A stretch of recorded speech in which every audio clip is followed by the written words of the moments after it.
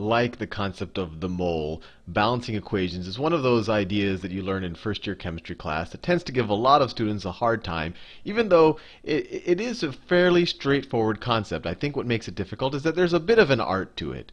So before we talk about balancing chemical equations, what is a chemical equation? Well, here's some examples right here, and I have some more in the rest of this video. But it essentially just describes a chemical reaction. You got some aluminum, you have some oxygen gas, or the diatomic oxygen molecule, and then you end up with aluminum oxide. And you would say, okay, fine, that's an equation. It looks nice. I have my reactants, or the things that react. These are the reactants. And then I have the products of this reaction. What's left there to do? Well, you have a problem here. The way I've written it right now, I have one atom of aluminum plus two atoms of oxygen, right? They're bonded to each other, but there's two atoms of oxygen here. One molecule of diatomic oxygen, or one molecule of oxygen, but they have two oxygen atoms here. And when you add them together, what am I? I have two atoms of aluminum and three atoms of oxygen. So I have a different number of aluminums on both sides of this equation. On this side, I have one aluminum. On this side, I have two aluminums. And then I have a different number of oxygens. On this side, I have two oxygens. And on that side, I have three oxygens. So balancing equations is all about fixing that problem. So I have the same number of aluminum on both sides of the equation and the same number of oxygens on both sides. So let's try to do that. I'll do it in orange. So I said, just what I said, I have one aluminum here and I have two aluminums there. So maybe a simple thing is just to put a 2 out here. So now I have two aluminums on this side and I have two aluminums on this side. The aluminums look happy. Now let's look at the oxygen. Here I have two oxygens on the left-hand side of the equation. And on the right-hand side of the equation, I have three oxygens. What can I do here? Well, if I could kind of have half atoms, I could just multiply this by 1.5. 1.5. 1.5 times 2 is 3. So now I have three oxygens on both sides of this equation, and I have two aluminums on both sides of the equation. Am I done? Well, no, you can't have half an atom or 1.5 of an atom. That's not cool. So what you do is you just multiply this so that you end up with whole numbers. So let's just multiply both sides of this whole equation by 2. And we have 4 aluminums plus 3 oxygens yields, we multiplied everything by 2. 2 molecules of aluminum oxide. Now, you might have been tempted at some point in this exercise to say, oh, well, why don't I just tweak part of the aluminum oxide? Why don't I put a 2/3 in front of this oxygen? You cannot do that. The equation is as it is. The molecule aluminum oxide is aluminum oxide. You can't change the relative ratios of the aluminum and the oxygen within the aluminum oxide molecule. You can just change the number of aluminum oxide molecules as a whole that you have, in this case 2. So what did we do? We looked at the aluminum. We said, okay, we need 2 aluminums to have both sides of that be 2. And then when we looked at oxygen, we said, well, if I multiply this by 1.5, then that becomes 3 oxygens here, because 1.5 times 2 oxygens, and 3 oxygens there. And then all we said is, oh, well, I can't have a 1.5 there, so let me multiply both sides by 2. And I ended up with 4 aluminums plus 3 oxygen molecules, or 6 oxygen atoms, yields 2 molecules of aluminum oxide. Let's see if we can do some more of these. So here I have methane, and that G in parentheses, I just wanted to expose you to that. That just means it's a gas. So I have methane gas plus oxygen gas yields carbon dioxide gas plus water, and that's an L there, so liquid water. So what can we do here? So the general thing is do the complicated molecules first, and then at the end you can worry about the single atom molecules, because those are very easy to play with. And the reason why you do that, whenever you change a number here, let's say we're trying to engineer how many carbons we have on both sides of this equation. If I set a number here, I'm also changing the number of hydrogens, and I'll have to play with the hydrogens there. And at the end, I'll have some number of oxygens, and then I have to tweak this number right there. So let's just start with the carbons. It seems complicated, but when you go step by step and you kind of play with things a little bit, it should proceed fairly smoothly. So here I have 2 carbons. 2 carbons, and here I have, on the right hand side, I only have 1 carbon.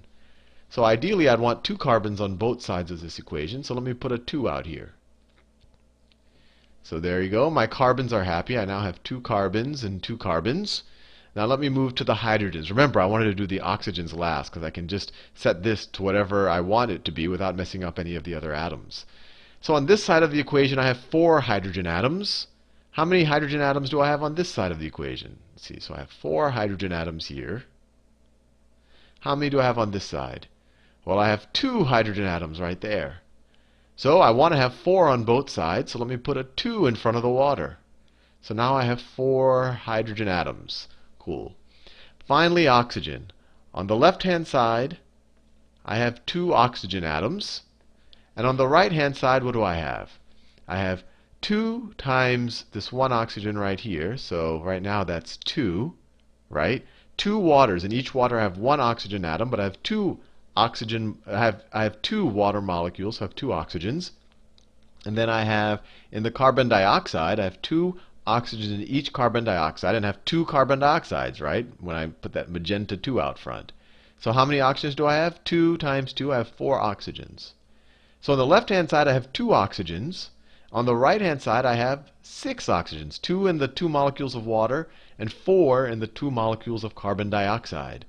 So how do I make this 2 into 6? I want to have 6 oxygens on this side. I want to have 6 oxygens on the left-hand side as well.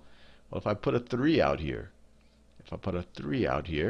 now I have 6 oxygens. And my equation has been balanced. I have 2 carbons on this side, 2 carbons on that side, 4 hydrogens on this side, 4 hydrogens on this side, 6 oxygens on this side, and then 4 plus 2, 6 oxygens on that side.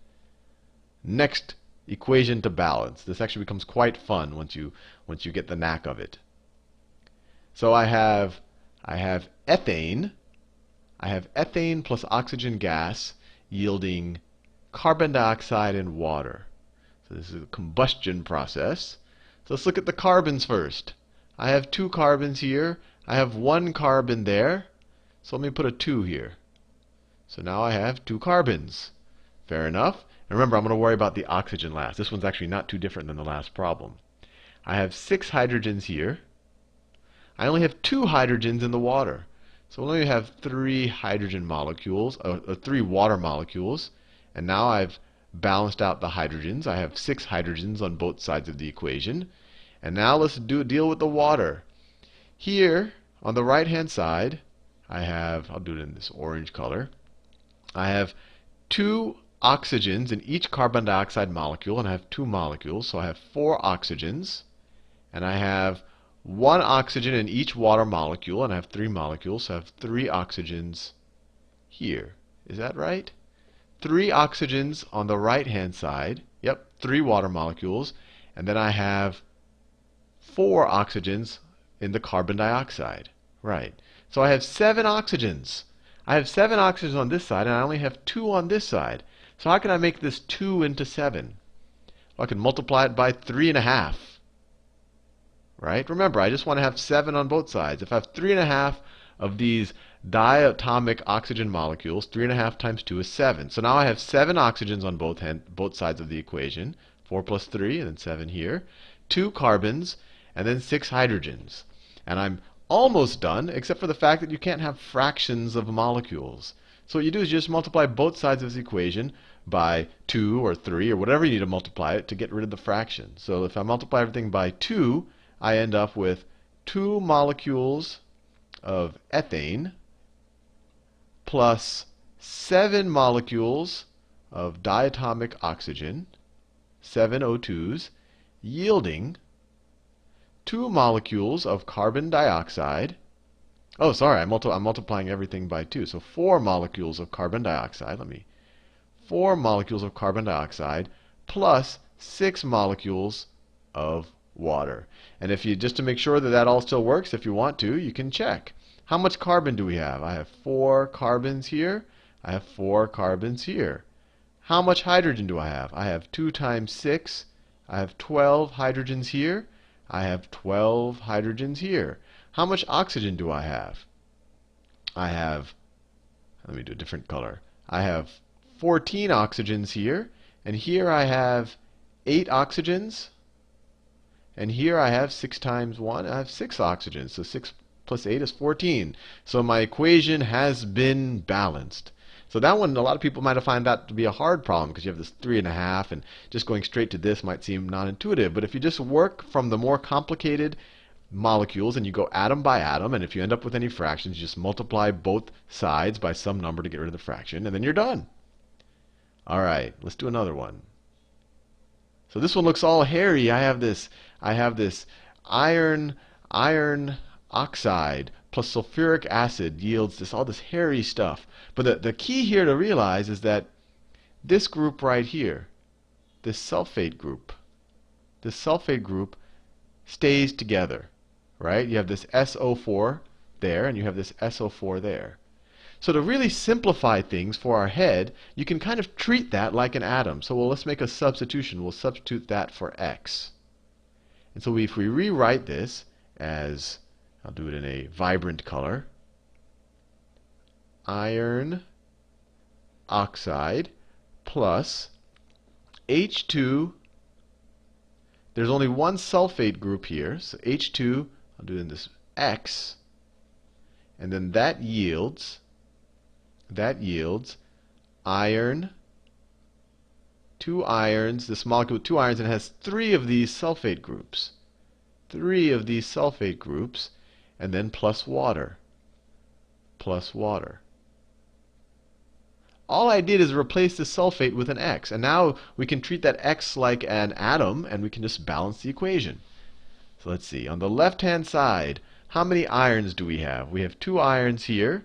We have 2 irons there. So the irons look balanced at first glance. Let's deal with the oxygens. So if we have 3 oxygens here, let me do it in a different color. We have 3 oxygens here, and we only have 1 oxygen here. And remember, there were some oxygens in this X group, but those the sulfate group stayed together, so we can just treat those separately. So if we want to have 3 oxygens on the right-hand side as well. So let's stick a 3 here. Whoops. Let's stick a. Sometimes my pen tool malfunctions.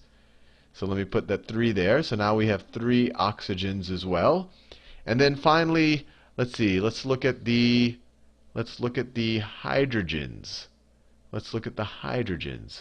So I have, or maybe I should. We have 3. Let's see, how many hydrogens do we have here? We have 6 hydrogens now on the right-hand side. 6 hydrogens here, 3 times 2. And we want to have 6 hydrogens here, so we have to have 3 of these molecules. And then finally, let's look at the sulfate group. That X. We have 3 X's here. And lucky for us, we have 3 X's over there. So our equation has been balanced, and if we want to write it back in terms of the sulfate terms, we can just unsubstitute the X, and we're left with iron, 1 molecule of iron oxide plus 3 molecules of sulfuric acid, H2SO4. I just unsubstitute the X with SO4, yields 1 of these molecules, SO4, 3. I just unsubstituted the X, plus 3 molecules of water. Let's do one more, and then I think we'll be all balanced out. Carbon dioxide plus hydrogen gas yields methane plus water. So let's deal with the carbons first. I have 1 carbon here, 1 carbon there. The carbons look happy. Let's look at the oxygen. I have 2 oxygens here. I have 1 oxygen there. So I want 2 oxygens here, so let me stick a 2 there. And then let's deal with the hydrogens last, because this is the easiest one to play with, because it doesn't affect any of the other atoms. So if the hydrogen, I have 2 here, and I have 4 plus 4 here, right? I have 4 hydrogens there, and I have 4 hydrogens there. So I need 8 hydrogens on the left-hand side. So I just put a 4 there. And we're all done balancing. Anyway, hopefully you found that useful.